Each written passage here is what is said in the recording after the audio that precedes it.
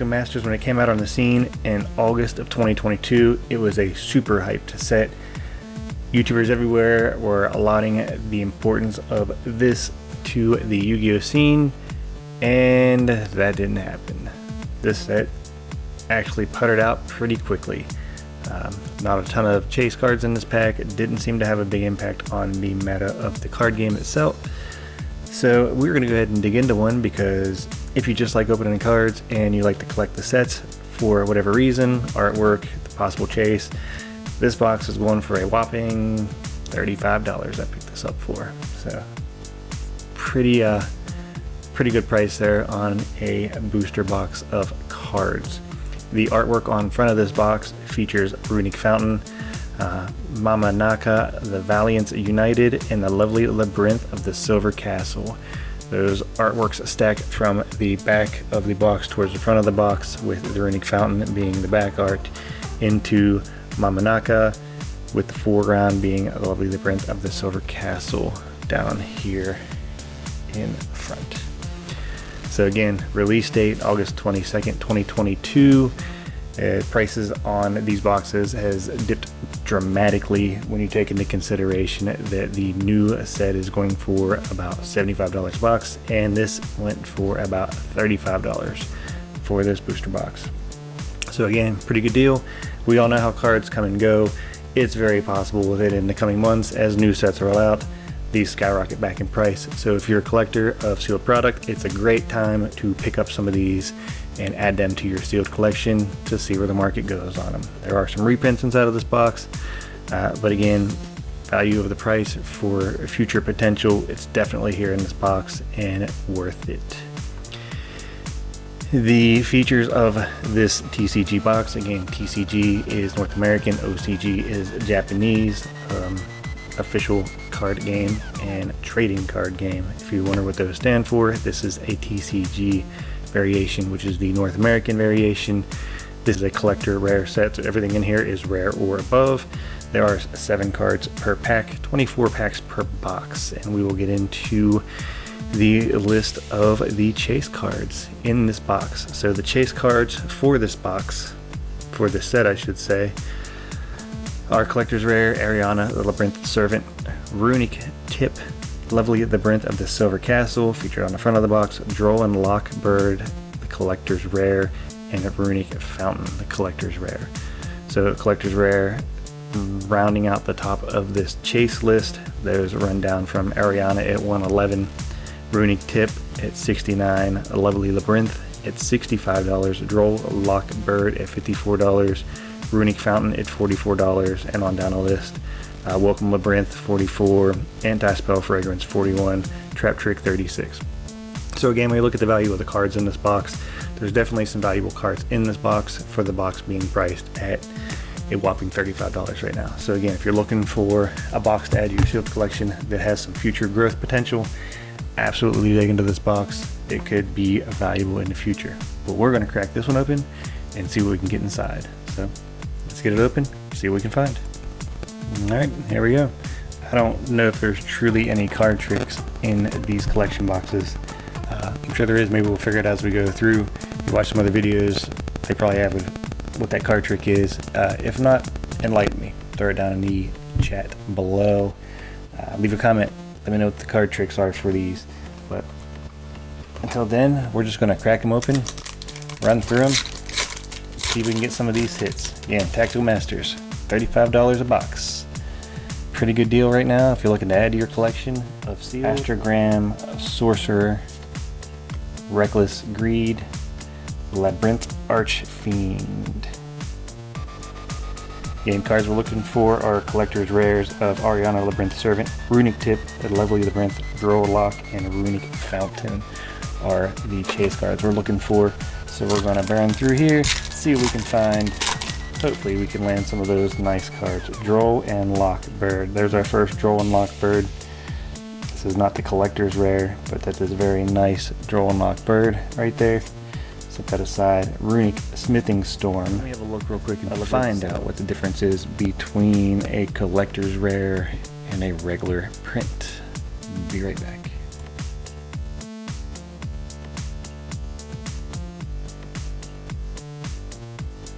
my understanding is that if you have a collector's rare, you're going to see some kind of additional hollow foil around the edge. So I'm assuming that these are not collector's rares. And this is not a collector's rare Troll and Lock Bird, because there is no hollow foil pattern to that. Pretty confusing when they do some of these, and that's really what we're just trying to show here to an extent, is the rarities. Starlights are pretty easy in Starlights. There's a gloss all over the card. We're going to see maybe the collector's rares are a little different than that, but a lot of TCG games where there is a variation of a card, it's pretty obvious. You don't have to go searching for 20 minutes trying to figure out what it is. You can look at a card and know that it's a special card.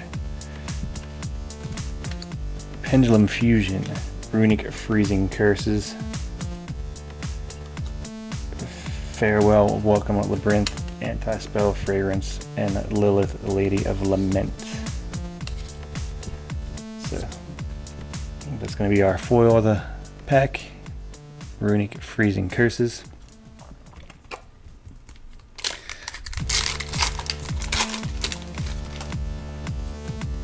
Salon Valiance Archer.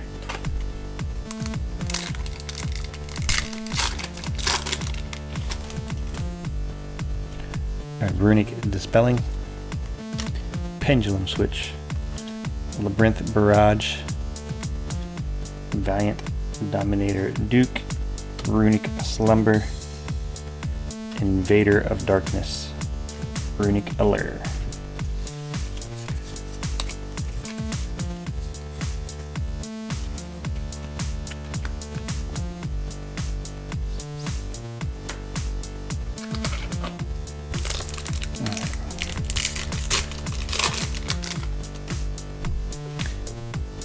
We have ourselves a Quick Booster, Compulsory Evacuation Device, a Labyrinth Setup. We'll compare that to our other Labyrinth setup. Labyrinth Kuklok, Labyrinth Stovey Torby, Valiant Voltage Viscount, and a Sonnet Switch. So let's look at our two Labyrinth setups. So those look identical, which tells me that is not a collector's rare. Alright, so the collector's rare must have some kind of unique gloss or artwork or shine or something to the card. So let's see if we can hit anything out of this box that makes up for that. Fiend Griefing Book of Eclipse, Runic Slumber, Hugin the Runic Wings. It's a nice looking card there. I'll set that one aside and have a look at that. It has some hollow foil to it. Runic Allure. Next we jump into Runic Dispelling, Valiant Mad Marquis, Duelist Alliance, Scapegoat, Valiant Wars, The Place of Beginning, Cosmic Cyclone, Reckless Greed. So what would you like to see different in your Yu-Gi-Oh cards? So for me, one thing obviously is if they're going to put the collector's rares, starlights, or anything like that, make them really jump out. Some art variant, something different than just some gloss around the outside or some starlight pattern. Really like to see them stand out. So coming into Yu-Gi-Oh as a collector of cards, when they want to put something out there that they want you to chase for, you shouldn't have to do research to figure out what you're chasing for. Like that artwork should just shout out, hey, I'm special, I'm unique. Archfiend's Ghastly, Plastic Bitch, Duelist Alliance, Malice Lady of Lament, Labyrinth Chandelier, Lilith Lady of Lament again.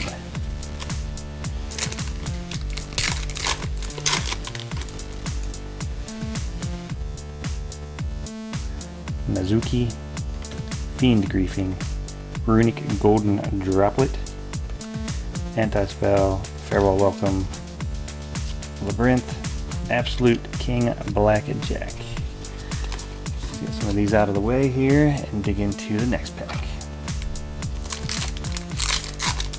Again, if you're into collecting and you want to find some reasonably priced boxes, if you don't want to dump $75 on the new ones, $35 for this booster box currently, definitely worth the pickup, just to dig through and see if we can get lucky on any of these collector rares.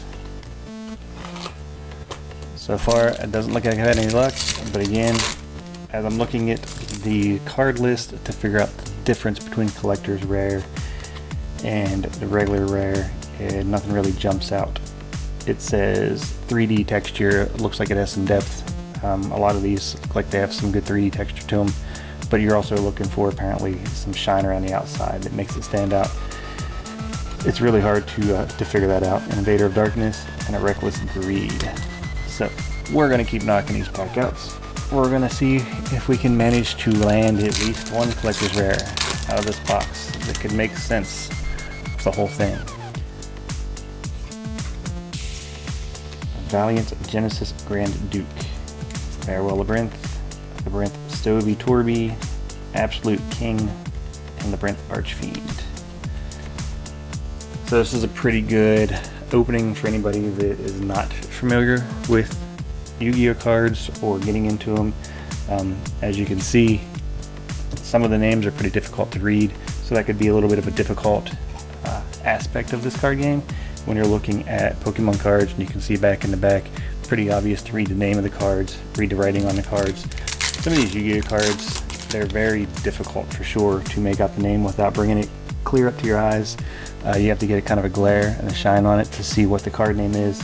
So that can be a little off-putting to some that want to go through and just read the card. Like Runic Destruction is very easy on the screen right now, but if I was to hold it up, look how difficult that is to read.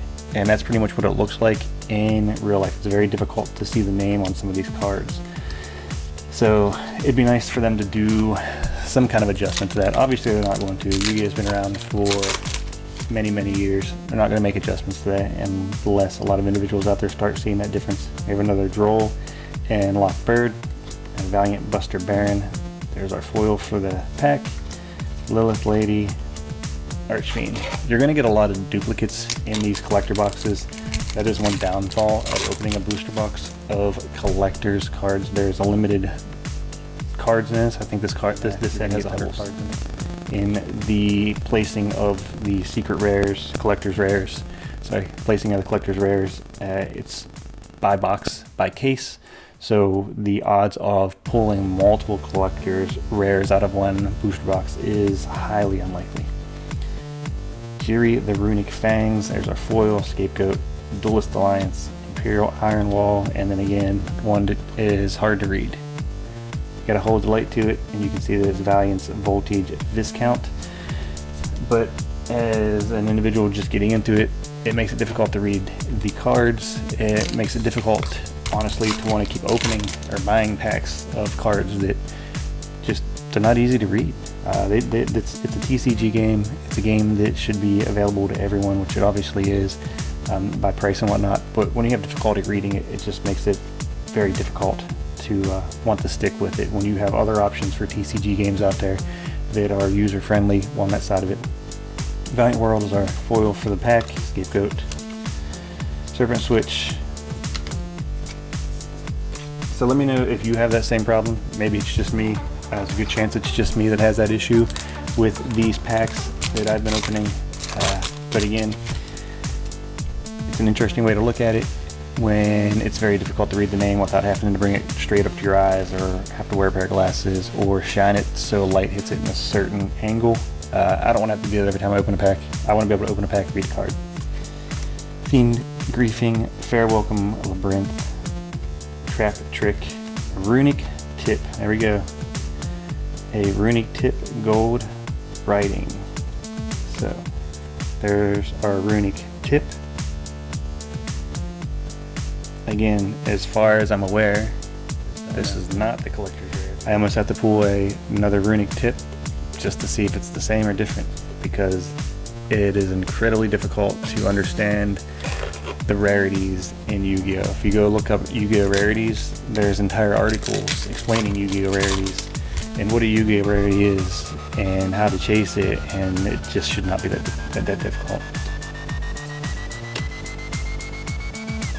Runic Slumber, Labyrinth Stowe 4B, Imperial Iron Wall, and a 47th Absolute Blackjack. I'm telling you, duplicates in these boxes is absolutely outrageous for such slim chances of pulling a collector's rare. You're gonna pull an insane amount of duplicates. When I think the possibility of getting a collector's rare is 1 or 2 per booster box, so it's just outrageous on that side of it.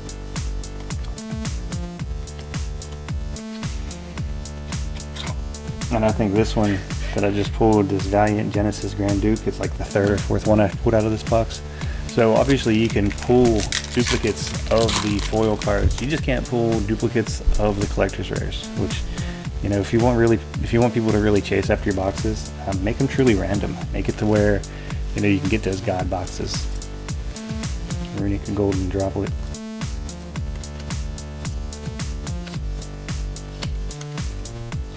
So we got 3 packs left, and then we'll move on from this Yu-Gi-Oh! And in art from videos, we'll get back into some Pokemon cards. I said I just wanted to take a little detour into some Yu-Gi-Oh! Cards to see what was out here. Mooning the Runic Wings, Runic Slumber, Trap Trick, Senate Switch, Labyrinth Archfiend, and it was an enjoyable opening. I mean, some of the artwork's fantastic, but again, just understanding the rarities for me, not that enjoyable for me. So you may have a different viewpoint. You may love Yu-Gi-Oh! If you do, that's fantastic. I do like Yu-Gi-Oh! Obviously, you can see I got some open packs in the back. I like to collect Yu-Gi-Oh! For the artwork, but where the difficulty comes in is the number of rarities and how difficult some of those rarities are to identify. Obviously, Starlights, some of those are easy, but let's do something different, Konami. Let's you know, make the artwork a little more interesting. Let's do some alternate artworks on some of these collectors cards that you're putting into these that have such incredibly low pull rates, and then we'll see what happens to your sales. Labyrinth Barrage, Duelist Alliance, Invader Darkness, and our last card, our 137th Absolute King Black Backjack. So we got like 40 of those in this box. It looks like to me the only true card we get out of here is this Runic Tip. I gotta do some research and find out if any of these are actually the collector's rares. To me, it doesn't look like it. Not a single one of these cards jumps out and tells me, hey, collect me, I'm a collector's rare. They're basically just telling me that it's the same cards in the box and good luck. So if you've seen a collector's rare, let me know what's different about them. Let me know if I have one. I said it shouldn't be that difficult to figure it out. You should be able to tell by pulling a card if it's a collector's rare or if it's not. So, thanks for joining me. Have a great day. Take care of yourselves.